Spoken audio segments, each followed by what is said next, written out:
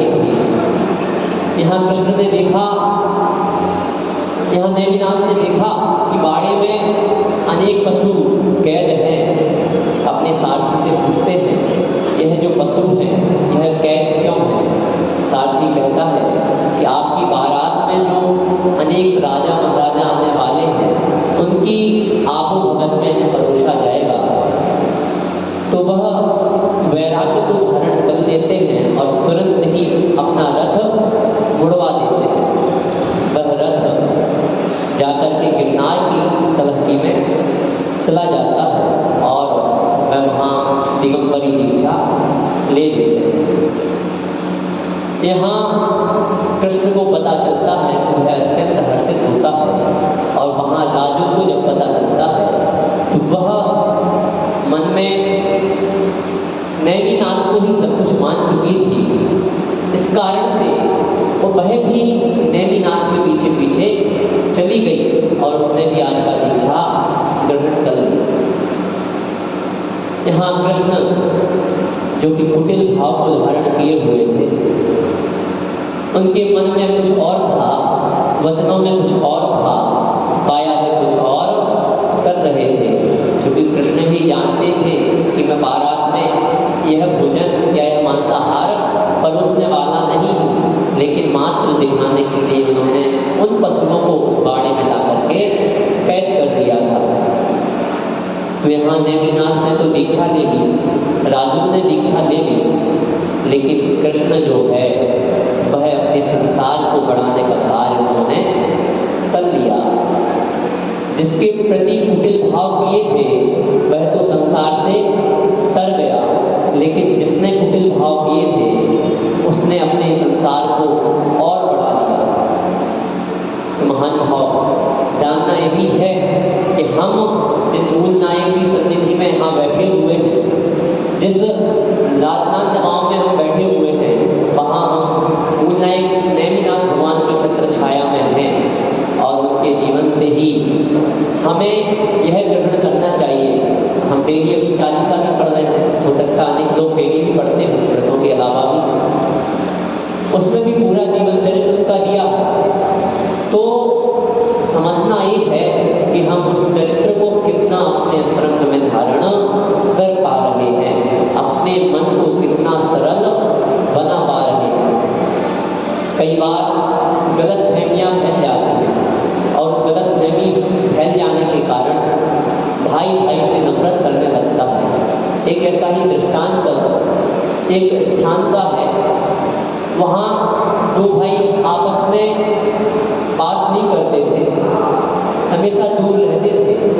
एक बार बड़े भाई के यहाँ मुनिराज के आहार हुए, छोटा भाई आहार देने की तीव्र इच्छा रख रहा था, लेकिन बड़े भाई का घर होने के कारण वह घर के अंदर प्रवेश नहीं कर रहा था। इच्छा हुई, घर से निकल गया, लेकिन चौखट पे जाकर के खड़ा हो गया। अंदर से बड़े भाई ने देखा कि बाहर छोटा भाई खड़ा हुआ है, तो उसने उसे बुलाया और अंदर आने को कहा। जब ऐसा हुआ तो दोनों की ही आंखों में अश्रु थे। आहार खत्म हुए, उसके पश्चात उनका भरण मिला। तो कभी कुछ ऐसी परिस्थितियां हो जाती हैं जब हमें अपने अंतरंग में समता का भाव धारण किए रहना चाहिए। अगर दूसरा व्यक्ति हमारे लिए हजारों बार लाखों बार भी ठग जाए तो हमें उसे ठगना नहीं है। हमारी कुछ ही दूरी पर आचार्य भगवत बैठे हैं, उनका ध्येय वाक्य है और हमेशा कहते हैं, ठगना बुरा नहीं, ठगा जाना बुरा नहीं, ठगना बुरा है। क्या कहते हैं? ठगा जाना बुरा नहीं है, ठगना बुरा है। आप किसी को अगर ठगते हैं तो वह बुरा है। आप सोचो, किसी दुकानदार ने आपको 100 रुपए का नोट फटा हुआ पकड़ा दिया, क्या कर दिया? 100 रुपए का नोट पकड़ा दिया। आपने सोचा कि यह जो नोट है, एक नोट है, कहीं ऐसे जाना नहीं है, किसी ऐसे व्यक्ति को दे दिया जो कि जानता नहीं था या उसने नहीं देख पाया, इस प्रकार से आपने दे दिया। मात्र कितने रुपए में आपने अपने आदर धन को खो दिया। हम समझे हम किस प्रकार से संसार में रह रहे हैं, किस प्रकार से हम अपने अंतरंग में कुछ पंक्तियों में आता है, मन में हो सो वचन उचरिए, वचन हो सो तन सो करिए। हमारे जो तीनों योग हैं, कौन कौन से योग? मन योग, वचन योग और काय योग, यही 3 योग है। अच्छा, इन तीनों योगों से क्या क्या हो सकता है? यही 3 योग हैं जो सब कुछ करा रहे हैं, और कोई योग है ही नहीं संसार में। आप जितने भी कर्मों का फल भोग रहे हैं, जितने कर्म कर रहे हैं, वह सारे के सारे तीनों ही योगों के द्वारा कर रहे हैं। कौन कौन से? मन, वचन और काय। आचार्य भगवंत उमा स्वामी जी तत्वाद सूची के 6वें अध्याय में पहले ही सूत्र में कह दिए, काय वांग मनः कर्म योग। कर्मों के आश्रय का कारण क्या है? क्या है कर्मों के आश्रय का कारण? मात्र ही योग, मन, वचन, काय, इनके योग से ही कर्मों का आश्रय होता है। आचार्य भगवंत कहते हैं कि 6वां अध्याय छटा हुआ है। क्यों छटा हुआ है? क्योंकि इसमें अशुभ कार्यों के बारे में बताया गया है, अशुभ कर्मों के बारे में बताया गया है कि आप अशुभ कर्मों को कैसे आश्रय करते हैं, अशुभ कर्म का आश्रय कैसे होता है, इस बारे में उसे विस्तृत बताया गया है। इस कारण से आचार्य श्री कहते हैं कि 6वां अध्याय छटा हुआ है। आप संपूर्ण तत्वार्थ सूत्र पढ़ पाओ ना पढ़ पाओ, लेकिन आपको कर्म के आश्रय कैसे हो रहे हैं, कर्म आप कैसे बांध रहे हो, अगर इसको जानना है तो सबसे पहले 6वां अध्याय कम से कम पढ़ लो। क्यों? क्योंकि जब तक व्यक्ति अपनी बुरी आदतों को नहीं जानेगा, तब तक उन्हें छोड़ेगा कैसे?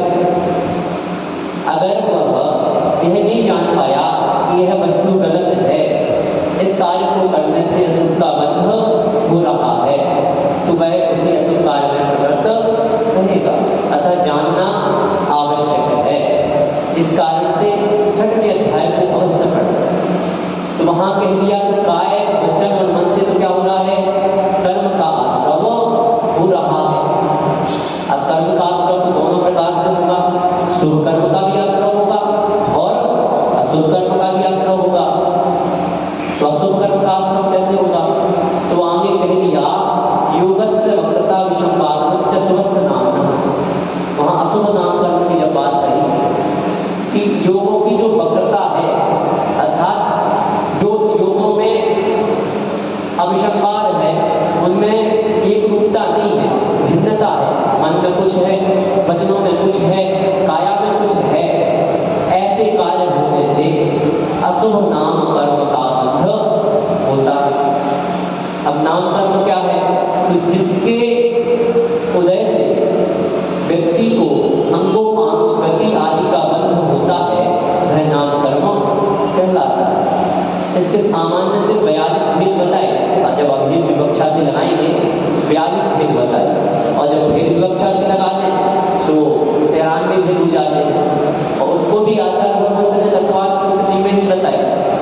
उन्होंने शायद 8वें अध्याय में कहा, गति जाति संयांगोपांग निर्माण बंधन संघात संस्थान सैनन स्पर्श रसदंत वर्णान भात परभाता कपोद्युत श्वास व्यवायु गत्या प्रत्येक शरीर त्रस्त वक्त स्वर सूक्ष्म पर्याप्ति स्त्रादे ऐसा कीर्ति क्षेत्राणी कीर्तन, ऐसा कीर्ति क्षेत्राणी कीर्तन पंच। यह जो है 42 भेद इन्होंने बता दिए। फिर इन्हीं के जब आप प्रभेद करते जाओगे, जैसे गति के 4, जाति के 5, इसी प्रकार से जब आप उनमें भेद प्रभेद करते जाओगे तो 93 हो जाएंगे। तो इनका बंध कैसे हो रहा है, इसको अगर जानने का सबसे अच्छा कारण है तो वह आप 6वें अध्याय में देख सकते हैं। योगों की वक्रता अगर हमारी है तो हमें आज और धर्म बिल्कुल अंगीकार नहीं कर पाएंगे। आप आज मनमुटाव क्यों हो रहे हैं? उसका सबसे बड़ा कारण अपना विश्वास नहीं रख पाना है। हम किसी के ऊपर अपना विश्वास नहीं जमा पा रहे। या तो सामने वाला व्यक्ति अविश्वासी होता है या हम अविश्वासी होते हैं। कहीं ना कहीं एक जगह अविश्वास रहता है, तभी आज अपना मनमुटाव हो रहा है। क्यों? क्योंकि अगर हम किसी के प्रति अपना विश्वास नहीं रख पाएंगे या वह हम पर विश्वास नहीं करेगा तो अविश्वास या मनमुटाव अवश्य होगा। दूसरा व्यक्ति जो है, यदि रहा है, वचन से कुछ कर रहा है, तो आप उसके प्रति कभी भी सकारात्मक भाव नहीं लाएंगे। उसे आप हमेशा क्या समझेंगे, यह व्यक्ति तो जो है कभी भी सत्य बात को प्रकट नहीं करता, कहता कुछ है और करता कुछ है। आपके संपर्क में भी ऐसे व्यक्ति होंगे जो कहते तो कुछ हैं और कर कुछ देते हैं, और जब कर देते हैं उसके बाद पता चलता है सो वो कहने कुछ और आ जाते हैं, है ना। तो इस प्रकार से वह व्यक्ति स्वयं ही अपना जो विश्वास है उसे खो देता है। और हम भी यह ग्रहण करें कि हमारे अंदर अगर इस प्रकार के भाव हैं, इस प्रकार के विचार हैं कि हम कल सोच तो कुछ रहे हैं और कर कुछ रहे हैं, तो सबसे पहले हम अपने अंतरंग के भावों को त्याग करें। क्योंकि आप जैसे होंगे या आपने जिस प्रकार के कर्म किए होंगे या कर रहे हैं, उसी प्रकार के व्यक्ति आपके आसपास आएंगे। क्योंकि बिना कर्म किए आपको संयोग मिलने वाला नहीं है। इष्ट का संयोग हो या अनिष्ट का वियोग हो, इष्ट वियोग हो या अनिष्ट का संयोग हो, वह अशुभ आश्रव से ही प्राप्त होता है। अगर आपने अशुभ आश्रव किया, योगों की वक्रता की, तो आप ऐसे व्यक्तियों को प्राप्त करेंगे जो आपके लिए अनिष्ट हैं, अप्रिय हैं, आप उन्हें पसंद नहीं करते। ऐसे व्यक्ति आपके संपर्क में आएंगे और उन व्यक्तियों के संपर्क में आने से आप दुखी रहेंगे। लेकिन वहीं जब आप शुभाश्रव करते हैं तो आप अनिष्ट का तो वियोग और इष्ट का संयोग प्राप्त करते हैं। शुभाश्रव से आपके लिए श्रेष्ठ साधन प्राप्त होने वाले हैं, आपके अनुकूल साधन प्राप्त होने वाले हैं। लेकिन जब आप अशुभ आश्रव करते हो तो आपको प्रतिकूल साधन प्राप्त होंगे। तो इसलिए अब आप सोचें, क्योंकि हम कौन हैं, हम किस जाति से आते हैं, जैन जाति से। कौन है हम, जैन हैं। हमारा मुख्य आय का स्रोत क्या होता है, व्यापार। तो व्यापार में हम जब तक मुनाफा ना हो तब तक हम कोई काम करते हैं। किसी चीज में अगर घाटा हो रहा हो और हमें पता हो, वैसे पता ना हो जाए वो बात अलग है, लेकिन हमें पता है कि इस चीज में घाटा है, क्या हम उस चीज में हाथ डालते हैं, नहीं डालते। तो हमें पता है कि हमें इस चीज में घाटा है, हम इस प्रकार का कार्य कर रहे हैं, तो इससे हमारे लिए इस प्रकार का घाटा होने वाला है। इस भाव में तो हमें दुख प्राप्त होंगे ही, साथ में हर भाव में हमें दुख प्राप्त होंगे। उस चीज को भी सुधारने का प्रयास अवश्य करें। अनेकों व्यक्ति ऐसे होते हैं जिनको संयोग नहीं मिल पाता। क्या नहीं मिलते, संयोग नहीं मिलता। वह ऐसे ही संयोग में जीते हैं जहां अत्यंत दुराचरण किया जा रहा हो और वह भी उसी दुराचरण की ओर प्रवृत्त हो जाते हैं। लेकिन हमारे लिए ऐसा कुल मिला है, उस कुल में भी अनेक लोग ऐसे होंगे जो कि मंदिर ही नहीं आते, और फिर जो आते हैं सो कुछ अपने ध्येय के लिए आते हैं। लेकिन कुछ ही लोग जो ऐसे हैं जो मंदिर आकर के और अपनी आत्मा का कल्याण चाहते हैं, अपने प्रवचन में, स्वास्थ्य शास्त्र स्वाध्याय में या सत आवश्यकों में अपना समय व्यतीत करते हैं। तो हमें यह समझना चाहिए कि हम अपने भावों में और निर्मलता और विशुद्धि कैसे ला पाएं, क्योंकि जब तक हमारे मन में और से और विशुद्धि नहीं आएगी तब तक आर्जव धर्म प्रकट नहीं होगा। क्योंकि आर्जव धर्म की परिभाषा क्या है, ऋजोर्भाव आर्जवम। ऋजुता का भाव, सरलता का भाव ही आर्जव धर्म है। तो जब तक धर्म में सरलता नहीं है, एक और परिभाषा बताई, योगस्य वक्रता, योगस्य वक्रता, योगस्य वक्रता आर्जवम। अर्थात योगों की जो अवक्रता है, वहां तो क्या तत्वासूत्र में बताया उन्होंने, योगस्य वक्रता विषमवादन च शुभस्य नामना। योगों की वक्रता, यहाँ सर्वार्थ सिद्धिकार आचार्य पूज्यपाद स्वामी कह रहे हैं योगस्य वक्रता आर्जवः।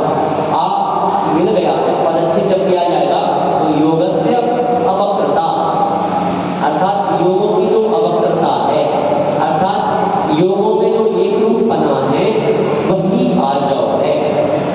दोनों परिभाषाओं को ध्यान दें कि जो दृढ़ता का भाव है, सरलता का भाव है, वह क्या है? आर्जव। और आर्जव कैसे आएगा? तो जब योगों में एक रूपता आ जाएगी, योगों में अपक्रता आ जाएगी, तब जाकर के वह आर्जव धर्म में प्रकट होगा। आप सरल बनना नहीं चाहते, आप झुकना नहीं चाहते। आज व्यक्ति क्या है? अपनी अकड़ में ही चलना चाहता है, झुकना, थोड़ा भी झुकना नहीं चाहता। वह क्या समझता है? मैंने ये उपलब्धि हासिल कर ली है, मेरे अलावा ये कोई उपलब्धि हासिल नहीं कर सकता। बस यही कारण हो जाता है कि हम अहम भाव को धारण कर लेते हैं। कहाँ आचार्य ज्ञान सागर जी जैसे संत, जो इतने बड़े आचार्य के गुरु रहे, आचार्य विद्यासागर के गुरु, और उस समय उन्होंने उन्हें दीक्षा दी। नव दीक्षित गुजरात को ही 4-5 साल के अंदर में ही उन्होंने आचार्य पद दे दिया और उनके चरणों में आकर बैठे। कहाँ आकर बैठे? कहा, मैं तो अब आचार्य पद से मुक्त हो गया हूँ, आप अब हमारे आचार्य हैं और अब आप हमारे लिए शिक्षा दीक्षा प्रायश्चित आदि ग्रहण करें। जो आप कहेंगे सो मैं अब आपकी आज्ञा में चलूंगा। ऐसी सरलता जैन दर्शन के अलावा और कहाँ देखने को मिल सकती है? आप देखें ऐसे आचार्य, ऐसे महान आचार्य, दयोदय महाकाव्य जैसे ग्रंथों का जिन्होंने संपादन किया, लेखन किया, ऐसे आचार्य जिनका ब्राह्मण भी लोहा मानते हैं, बहुत कहते थे कि आपके संप्रदाय में कोई भी ग्रंथ नहीं है। अब पंडित भीमरावन जी ने ऐसे शास्त्रों को लिखा, ऐसे महाकाव्यों को लिखा कि उनको देखने से ही ब्राह्मण कहते हैं। ऐसे शास्त्र को हमारे संप्रदाय में देखने को भी नहीं मिलते। ऐसे ऐसे शास्त्रों का संकलन करने वाले वह पंडित रहे, उसके पश्चात मुनि बने, आचार्य पद को धारण किया और अंत समय में आचार्य पद को त्याग कर अपने ही शिष्य के नीचे बैठ गए। तो समझें कि हमने तो अभी कुछ भी हासिल नहीं किया। कहा जाता है जब भी आपको ये लगने लगे कि हम बड़े हो गए हैं, ऊपर उठ गए हैं, तो अपने से ऊपर वाले व्यक्ति की ओर एक बार नजर डाल देनी चाहिए। अपने से ऊपर जो व्यक्ति है उस व्यक्ति को हमें देख लेना चाहिए कि वह व्यक्ति किस प्रकार से ऊंचाइयों को छू रहा है, उस व्यक्ति ने किस प्रकार से ऊंचाइयां प्राप्त की हैं, वह हमसे कितना ऊंचा है। आज हम देखें आचार्य भगवंत कभी भी अपना सिर उठाकर के नहीं देखते किसी को। सबसे पहले तो जीवों की रक्षा का भाव ही उनका रहता है। आप चाहे करोड़ों रुपए दान दे जाओ, चाहे लाखों रुपए दान दे जाओ, वह एक जगह स्थिर बैठे होंगे तो भले ही आपको आशीर्वाद दे देंगे, लेकिन अगर वह रास्ते में चल रहे हैं तो वह ना आपसे बात करेंगे, या करेंगे भी तो नीचे ही देख करके हमेशा बात करेंगे। कभी भी आप देखो तो चर्या जो होनी चाहिए उस अनुरूप चर्या अगर आज श्रेष्ठतम चर्या कोई है तो वह सभी विराज और सभी आर्यका, सभी आचार्य एक मत में कह देते हैं कि आचार्य विद्यासागर जी जैसी श्रेष्ठ चर्या वर्तमान में अन्य साधनों की देखने नहीं मिलती। किसी भी प्रकार से आप देखें, किसी भी त्याग में, किसी भी कार्य में वह श्रेष्ठ ही प्रतीत होते हैं। तो आज हम समझें कि हम उनका इतना अधिक वात्सल्य ग्रहण किए हुए हैं। आपकी नगरी में अनेकों बार वह आए हुए हैं। जब भी यहाँ आना होता है छत्तीसगढ़ की ओर, सुबह आपके यहाँ आते हैं, ऐसा हमने सुना है ना। तो जब हम उनका इतना अधिक आशीर्वाद प्राप्त कर रहे हैं, अनेकों लोग तो यहाँ हमारे सचिव जी बैठे हैं, डेली जा रहे हैं, और भी एक दो भैया लोग जाते हैं, और भी लोग जाते हैं, मेरे संज्ञान में नहीं है। डेली उनका आशीर्वचन ग्रहण कर रहे हैं, सब कुछ प्राप्त हो रहा है। और निश्चित ही जब इतने महान संतता में आशीर्वाद प्राप्त होता है तो हमारे जीवन में बदलाव अवश्य आते हैं। ऐसा नहीं है कि हमारे जीवन में कुछ भी बदलाव नहीं आए। उस दिन हम जब रवि भैया के साथ गए नौबतगढ़, तो देखा प्रतिभा स्थल में बहुत सारी बच्चियाँ जो नॉन जैन हैं वह भी यहाँ पढ़ती हैं। अन्य प्रतिभा स्थलियों में नहीं देखा था, शायद यह प्रथम प्रतिभा स्थली है जहाँ नॉन जैन बच्चियाँ भी पढ़ती हैं। जैनिक संप्रदाय की बच्चियाँ भी वहाँ पढ़ रही हैं। उन्होंने अधिकाधिक जो हैं यहाँ अंचल की ही छात्राएँ हैं, तो उन वह जो छात्राएँ हैं उनके यहाँ मांसाहार आदि होता होगा, और वह यहाँ आकर के शिक्षा दीक्षा ग्रहण कर रही हैं। और उस मांसाहार का लगभग सभी छात्राओं ने उस दिन खड़े होकर के वहाँ त्याग किया। तो हम देखें कि एक ऐसा व्यक्ति जो कि बहुत श्रेष्ठ चर्या का धारी हो, उसके संपर्क में यदि कोई व्यक्ति आता है तो वह अपने जीवन में सुधार अवश्य करता है। आपको जिस प्रकार के भाव धारण करना है, आप उस प्रकार के व्यक्ति की संगति में जा सकते हैं। आचार्य कहते हैं जिसके पास जो होगा वह वही लेगा, क्योंकि जो उसके पास है ही नहीं वह कैसे किसको क्या दे सकता है। जैसे किसी व्यक्ति के पास अज्ञान है तो वह अज्ञान ही आपको देगा, ज्ञान कैसे दे पाएगा। और जो ज्ञानी व्यक्ति है वह आपको ज्ञान दे पाएगा।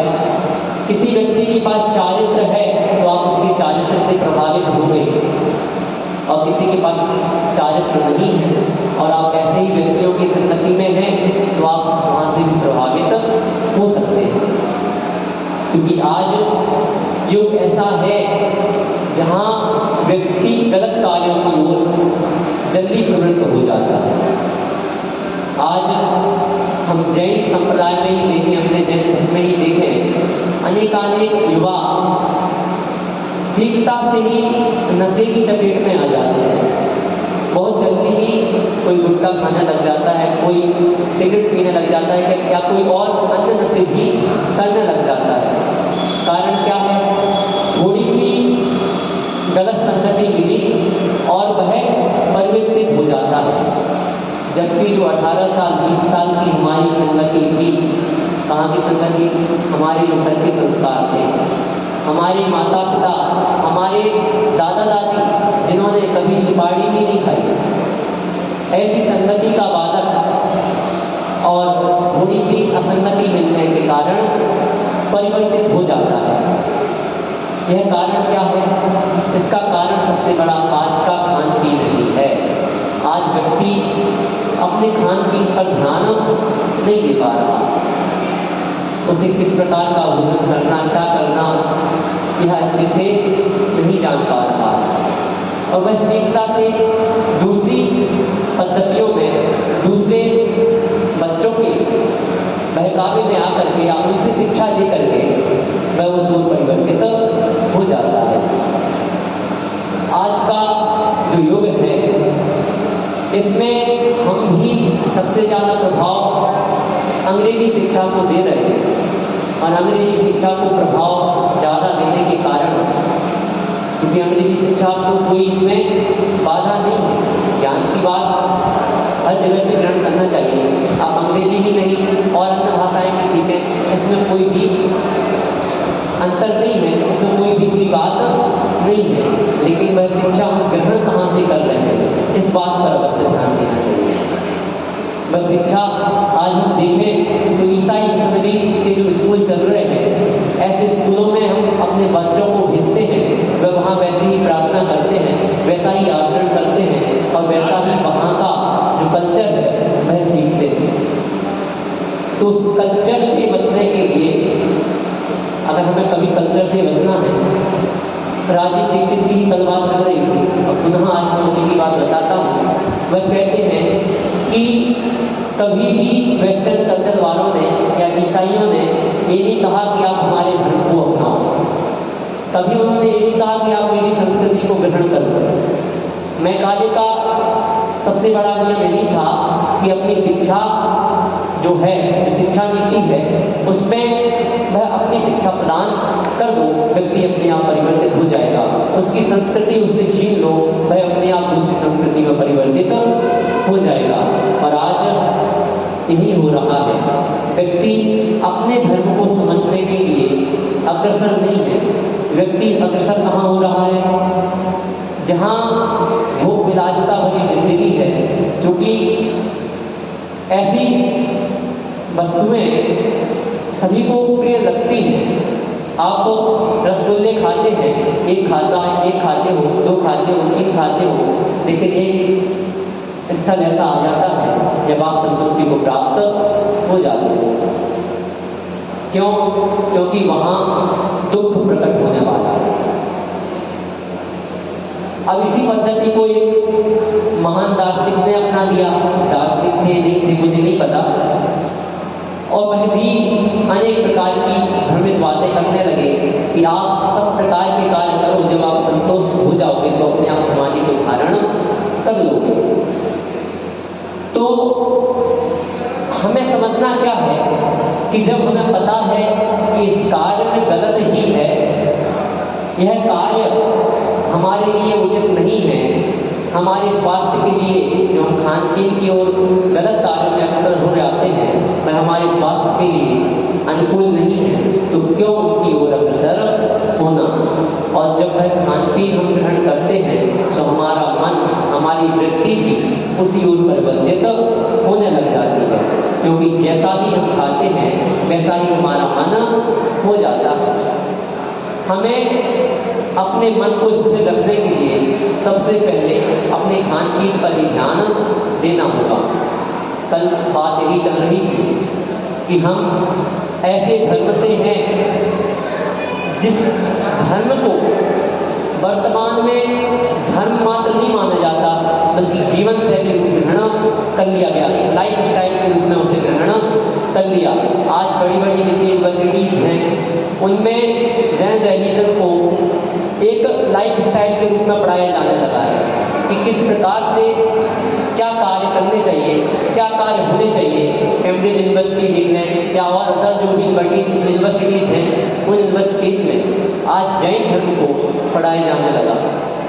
तो हम जब इस धर्म में हैं, हमारे पास इतनी अच्छी जीवन शैली है कि किस प्रकार से व्यवहार करें। छोटे छोटे से व्यवहार को आप देखें, किस प्रकार से आपको कहाँ व्यवहार करना है, लोक व्यवहार क्या है, क्या क्या चीज़ है, इस प्रत्येक चीज़ की जानकारी आपको ग्रंथों में प्राप्त हो जाती है।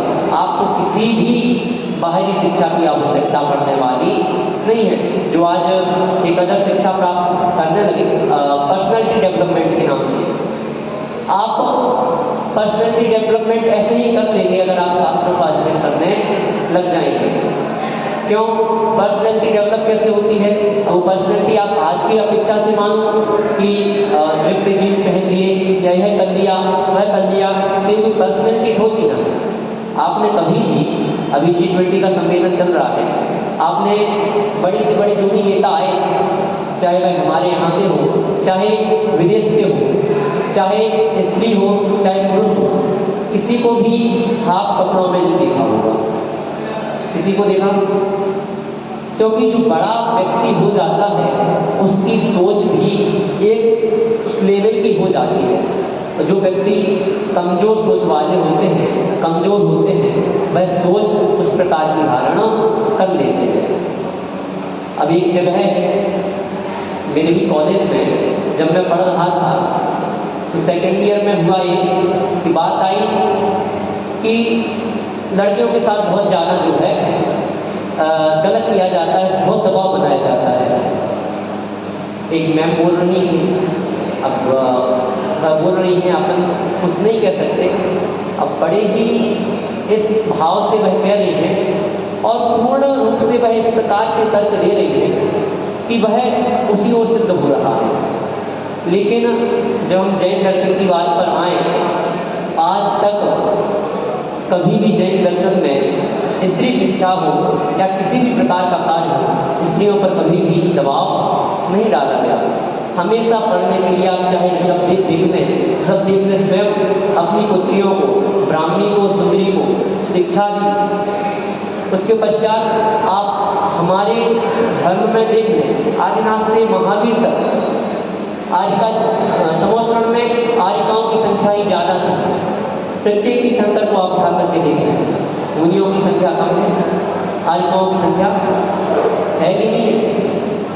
क्या कभी शिक्षा न देने के लिए कोई दबाव किया गया? नहीं किया गया। आज भी आप देख लें, अनेकानेक स्थलों पर आज जैन युवतियाँ जो हैं आगे बढ़ रही हैं। हाँ, कुछ स्थलों पर या कुछ कार्यों के लिए मना किया जाता है, उसके पीछे अनेकानेक कारण हैं।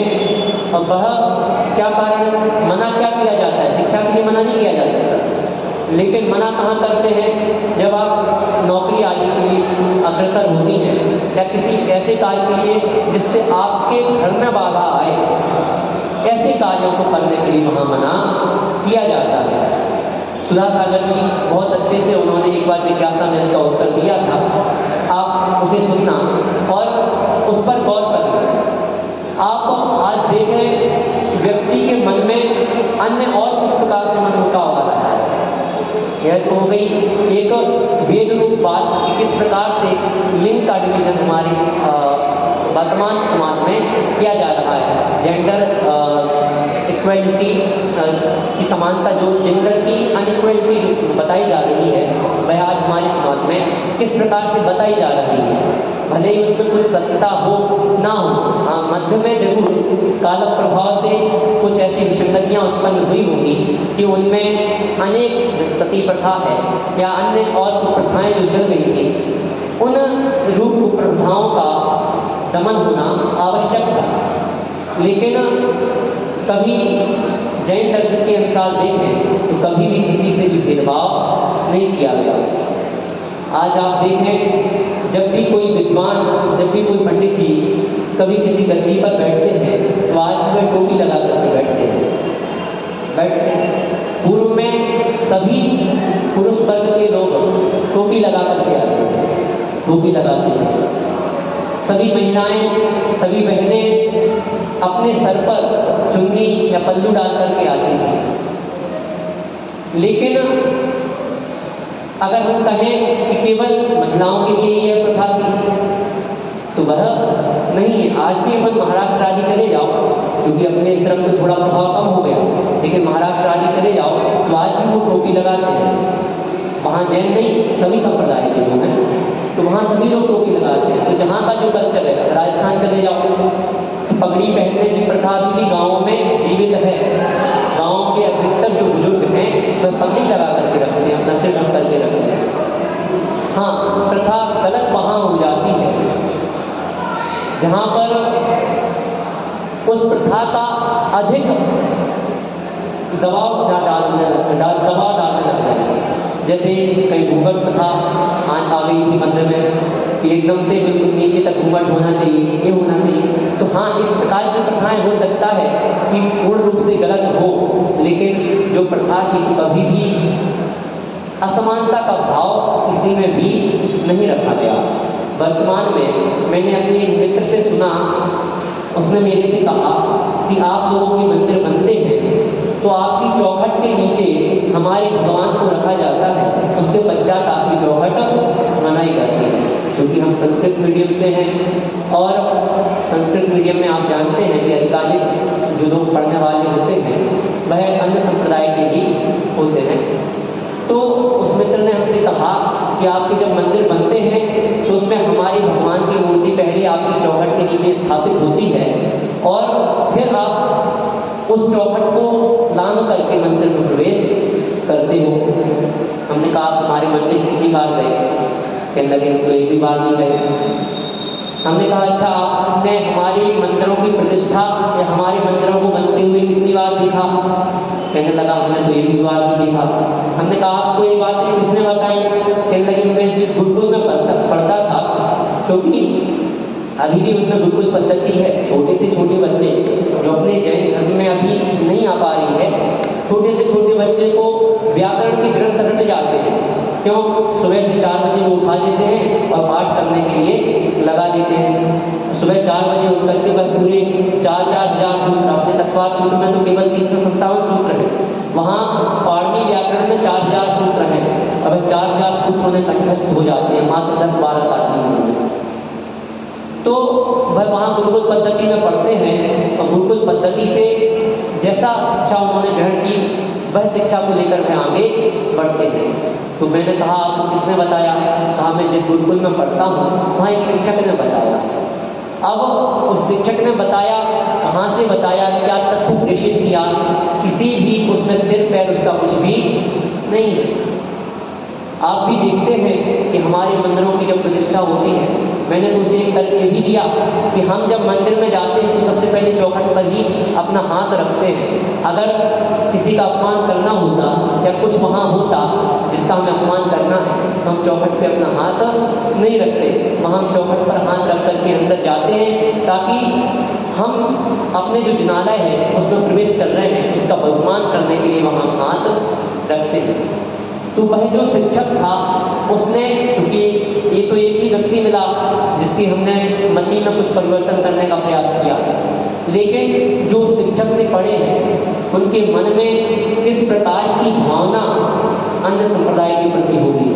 आज कुछ ऐसे ही लोग राजनीति में भी अग्रसर हैं जो मात्र केवल और केवल एक समाज को दूसरे समाज से लड़वाना चाहते हैं और अपना कौवा कहें या अपना जो भी लोटा है उसे ही छानना चाहते हैं।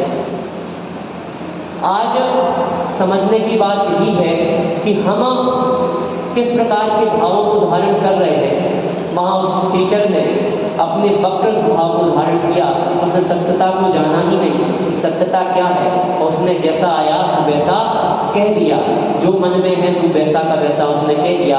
ना तो उसने सत्यता का परिचय दिया, ना ही किसी प्रकार की भावना वहाँ जागृत। अब ना जाने कौन व्यक्ति किस प्रकार के भाव कर रहा है, किसमें अंतरंग से, क्योंकि जब भी किसी के प्रति बुरे भाव जागृत होते हैं वहाँ से आतंकवाद का जन्म होना प्रारंभ हो जाता है। आप भी यदि अपने धर्म के प्रति कट्टर हैं और दूसरे के प्रति अपने धर्म में कट्टर हो, यहाँ तक तो ठीक है, लेकिन दूसरे के प्रति जब आप बुरे भाव करने लग जाओ या दूसरे को आप यह देखने लग जाओ कि यह बुरा कर रहा है हमारे धर्म के प्रति, तो आपके अंतरंग में भी उसके प्रति बुरे परिणाम आना प्रारंभ हो जाएंगे। तो आज सबसे बड़ा कारण क्या है एक दूसरे में विद्वेष का, कि वह सत्यता को पहचान नहीं पा रहे हैं, वह अपने अंतरंग में सत्यता को जानने की जो सरल बात है, सही बात है, उस बात को जानने का भी प्रयास नहीं कर रहे हैं।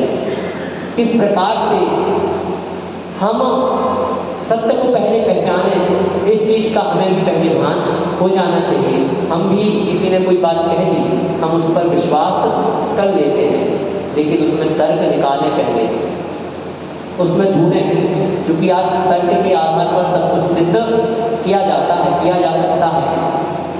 कोई व्यक्ति ऐसे तर्क दे दे और वह मिथ्यात्व का पोषक हो जाए तो वह तर्क दे सकता है।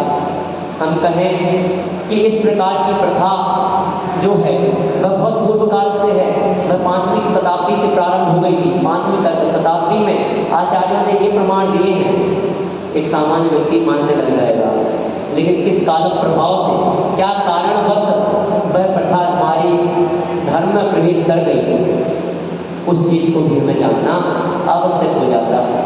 5वीं शताब्दी के पहले के आचार्यों के प्रमाण कहाँ से लाएंगे? 5वीं शताब्दी के पहले के आचार्यों ने वर्णन क्यों नहीं किया? तो उस चीज़ का भी हमें ध्यान रखना चाहिए। अनेकों लोगों के कहते मुंडे मुंडे मते भिन्ना, अलग अलग व्यक्ति होते हैं, अलग अलग सोच वाले होते हैं, सभी की मति भिन्न भिन्न है।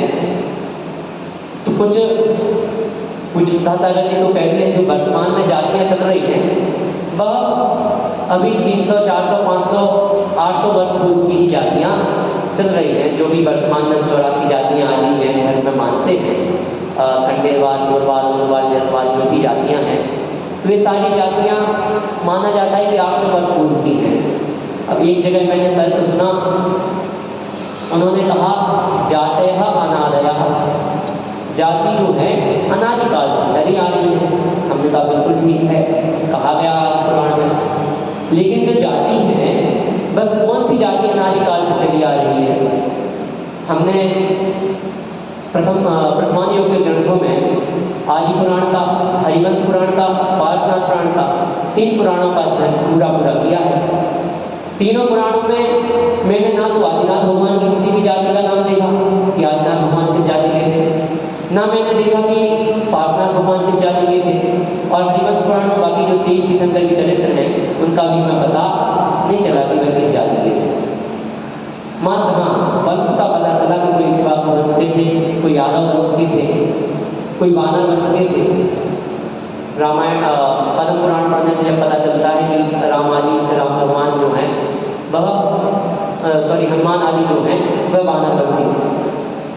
तो अनेक शास्त्रों में मुझे नहीं लगता, आप लोगों ने भी अन्य और भगवान के शास्त्रों का पठन किया होगा, उनमें कहीं भी यह वर्णन नहीं पाया कि प्राचीन शास्त्रों में कहीं भी इन जातियों का वर्णन आपको प्राप्त हो।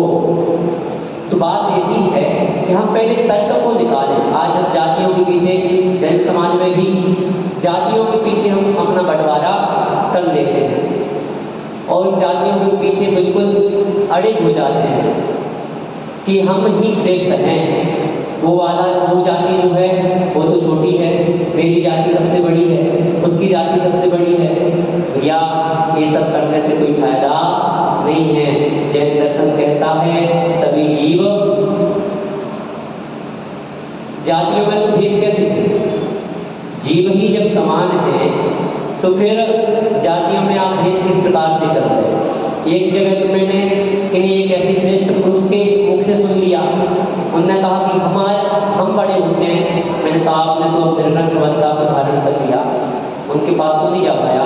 मन में सोचा कि आपने तो निर्ग्रंथ अवस्था को धारण कर लिया, अब आपके पास कौन सी जाति है? आपके पास तो केवल एक निर्ग्रंथ जाति ही रह गई, वही आपका धर्म है।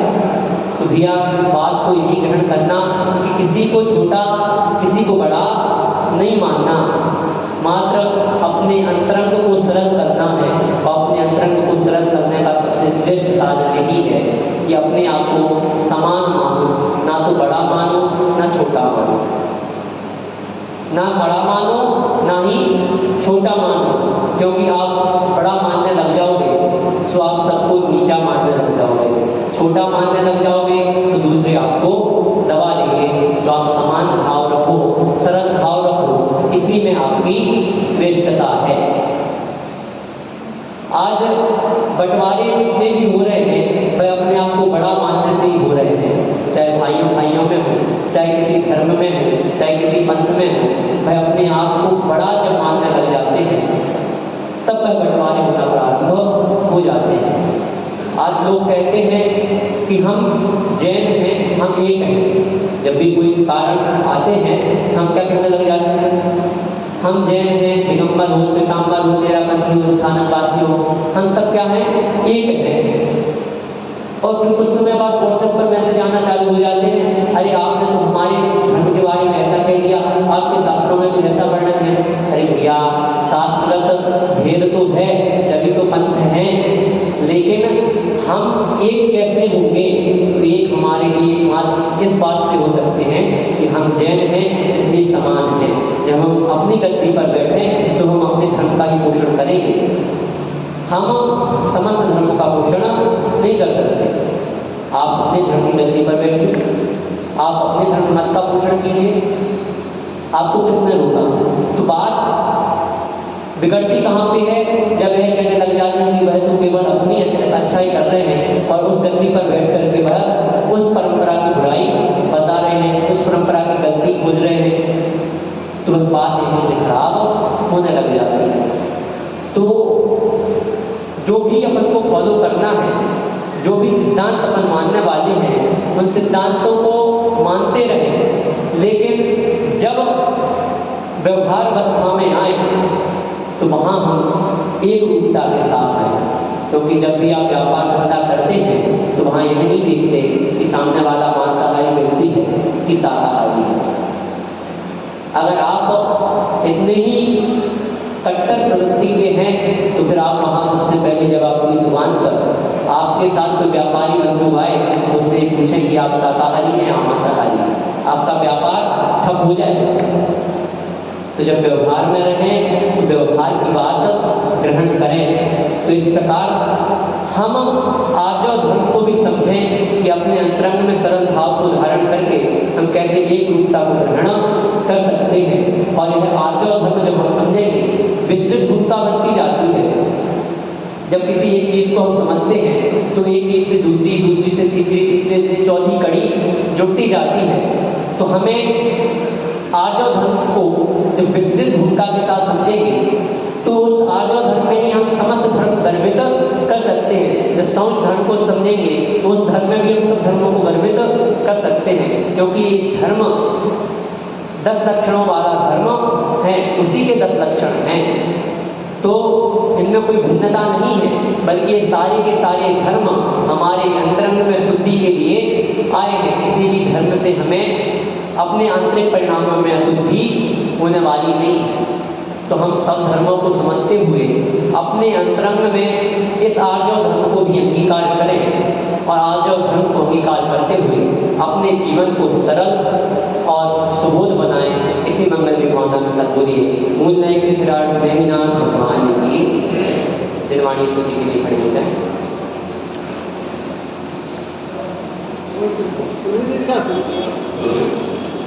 वाणी स्तुति करके कभी